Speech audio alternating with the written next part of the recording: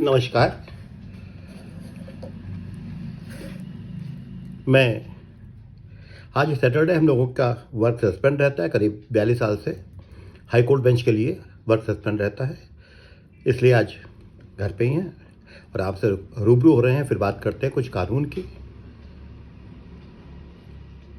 आज मैं बात करना चाहूँगा 138 एनआई एक्ट के बारे में। आपको चेक देते समय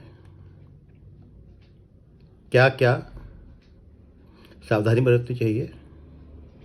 वैसे मेरा मानना ये है कि जो भी ट्रांजैक्शन करें वो ऑनलाइन करें, और चेक देने से बड़ा कोई अपराध नहीं है अगर आपके खाते में भुगतान के समय पैसे ना हो।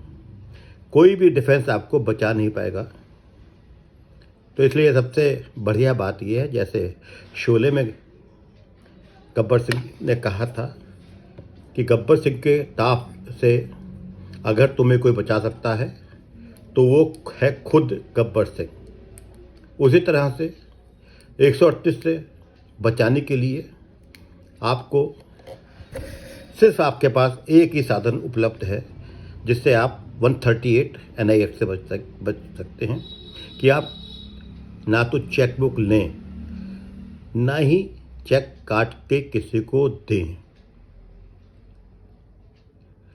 क्योंकि अगर आपने चेक बुक संभाल के रखने में चूक कर दी, किसी ने कोई चेक की पत्ती फाड़ ली, लीफलेट जिसे कहते हैं, आपके खाते का नंबर उसमें है, आपका नाम है, आपसे मिलते जुलते हुए कैसे साइन बना दिया किसी आदमी ने, या बॉडी राइटिंग उसके हाथ की है, किसी और की है, तब भी 138 में आपकी लायबिलिटी बन जाती है।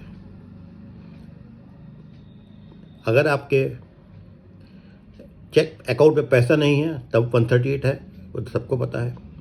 लेकिन अगर आपने स्टॉप पेमेंट भी कर दिया है, स्टॉप पेमेंट कर दिया है, बैंक को लिख के दे दिया है कि चेक को स्टॉप पेमेंट कर रहा हूं, तब भी आप 138 की ट्रायल से बच नहीं पाएंगे। बर्डन टू प्रूफ आप पे शिफ्ट होगा। अगर आपने चोरी की रिपोर्ट करा दी है चेक की, तब भी आप नहीं बच पाएंगे। अगर चेक की बॉडी राइटिंग, डेट से लेकर नाम, पता, सब कुछ जो भी है आपके हैंडराइटिंग में नहीं है, तब भी लायबिलिटी आपकी है। और जजमेंट ये भी ऑनरेबल सुप्रीम कोर्ट के कि सिग्नेचर्स भी अगर नहीं मिल रहे हैं आपके चेक में, तब भी 138 की लायबिलिटी आपके ऊपर है। तो बचा क्या फिर? चूक हटी और सज़ा पड़ी।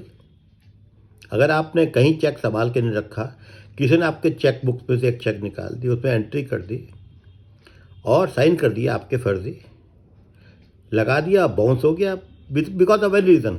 अगर सिग्नेचर ना मिलने पे भी बाउंस हुआ हो, स्टॉप पेमेंट में बाउंस हुआ हो, तो निश्चित तौर पे लायबिलिटी आपकी है।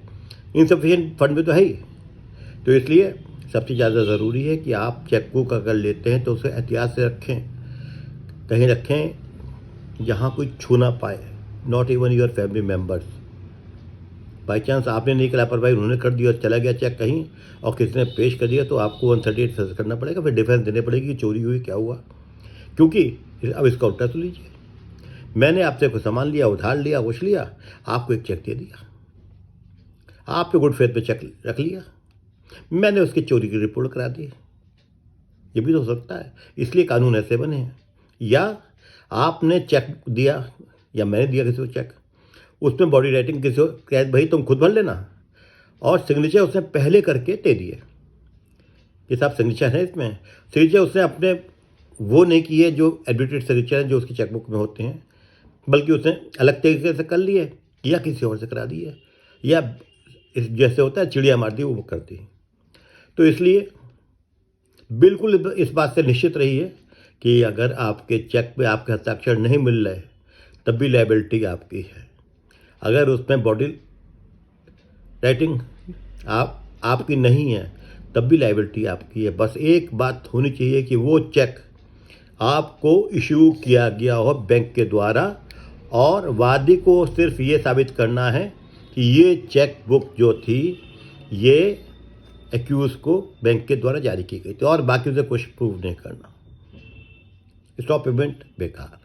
हाँ, स्टॉप पेमेंट अगर आप करें आप, तो उसका तरीका ये भी है कि आप स्टॉप पेमेंट का वहाँ पे इत्तला करें, पहले थाने में इत्तला करें कि किस वजह से स्टॉप पेमेंट कर रहे हैं। फिर बैंक में डिटेल लिखेंगे आप स्टॉप पेमेंट क्यों करें। मान लीजिए कोई आपको माल मंगाया, कुछ नहीं आया है माल, आपने चेक दे दिया है, माल ख़राब है, आपने वापस कर दिया है, और साथ में उसको नोटिस दें कि भैया इसलिए मैंने आपका चेक स्टॉप पेमेंट कर दिया है, क्योंकि उसको आप भेजें, हर हालत में भेजें, register post, courier, WhatsApp, email सब करें कि आपको मैंने चेक स्टॉप पेमेंट कर दिया, क्योंकि जो सौदा हुआ था, जो डीलिंग हुई थी, जो बात हुई थी, वो आपने पूरी नहीं कही है कि यह की है तो गलत की है, माल सप्लाई आपने गलत किया है, इसलिए मैं स्टॉप पेमेंट करता हूँ। तो ये भी डिफरेंस बाद में आएगी, लेकिन 138 तो आपको फेस करनी पड़ेगी।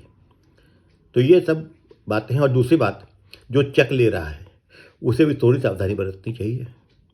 एक तो चेक को पूरा बॉडी राइटिंग करवाए वो उसी व्यक्ति से जो चेक दे रहा है, और अगर प्री साइन चेक ले रहे हैं तो उसके पुष्ट में, बैक में अपने सामने लिखा लें चेक देने वाले से कि ये चेक जो है मैं इस व्यक्ति को इसलिए दे रहा हूँ, और नीचे अपने सामने उससे सिग्नेचर करा लीजिए। देखिए, हो सकता है सिग्नेचर वो बदल दे, लेकिन बॉडी जो राइटिंग होती है वो बदली जा सकती है, इसलिए एक लाइन लिखा लें कि ये this cheque is being issued by me to such and such person against my such and such liability.